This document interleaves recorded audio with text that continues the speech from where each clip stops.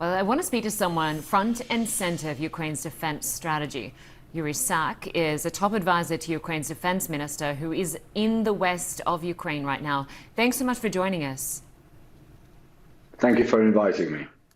So you know more about what's happening on the battlefield than most. Can you talk to us about the battle for Severodonetsk? It seems to be the epicenter of the fighting in the Donbas region right now, the last major Ukrainian stronghold. Does Russia have the upper hand here? Well, the battle for Severodonetsk, as a battle for the Luhansk region in general in the east of Ukraine, is something that we have been saying about for a long time. So this battle for Donbas, it began over 3 weeks ago. And of course, against the background of Russia's inability to achieve any significant major military success prior to that, Ukrainian armed forces have been able to throw back Russians from the Kiev and Kiev region, from cities like Chernihiv. Most recently, Ukrainian armed forces have had success in and around the second largest city of Ukraine, Kharkiv. So, of course, being unable to do anything in those parts and achieve their military goals, Russians have thrown everything they have on Donbas. And at the moment, the fighting there is very severe and intense. As our President, Mr. Zelensky, said some days ago, that on some days, the casualties that Ukrainian army is sustaining reach up to 100 soldiers and 400 wounded. And these are staggering figures, of course, and they cannot be explained. But what we can state with certainty is that Russians are using every single type of heavy weaponry they have to gain the upper hand, like you said. They are throwing countless air bombs. They are throwing missiles.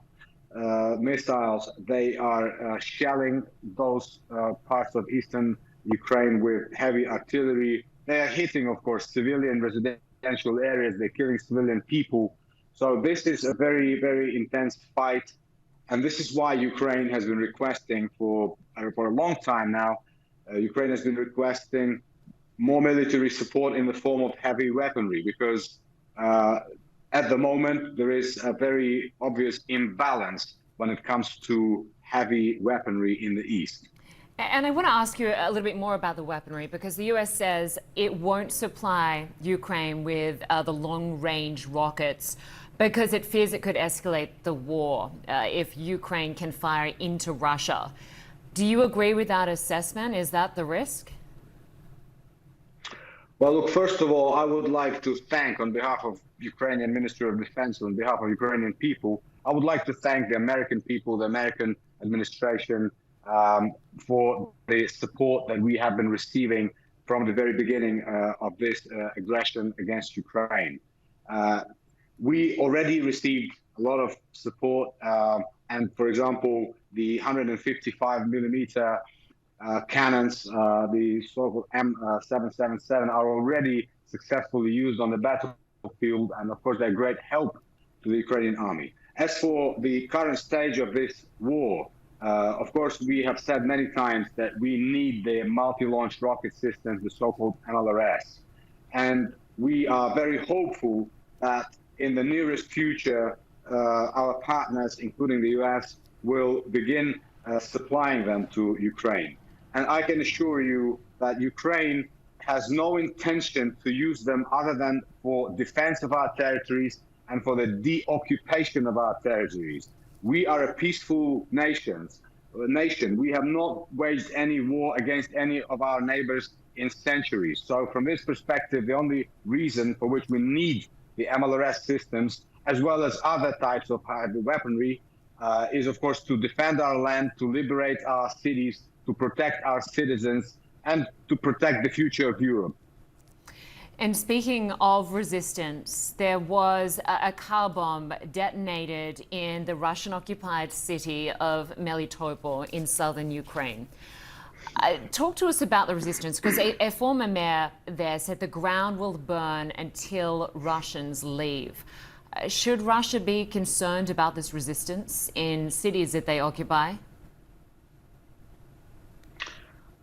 We have seen from the very first days of this temporary occupation of the southern cities of Ukraine, such as Kherson, such as Melitopol, we have seen that the Ukrainian people who are natives there, the local populations, they are resisting very fiercely the occupation. They do not want to live under Russia, and they are convinced, just as we are, that sooner or later Ukrainian army will liberate those cities. And of course, they're putting up resistance. And it was only yesterday that the people of Melitopol, the civilians, held a peaceful demonstration in the center of Melitopol, and they were protesting against the occupiers, against the aggression, because everybody saw what the Russian army stands for. This is a genocidal army of war criminals who continue to terrorize our land, to terrorize our country, as well as the rest of Europe and the rest of the world. So it is very logical that there is resistance in those parts of Ukraine, and we are convinced that we will liberate them, and peace will be returned to those parts of Ukraine as well. Yuriy Sak, a top advisor to Ukraine's military defense. We appreciate your time. Thanks so much for joining us. Thank you so much for inviting me.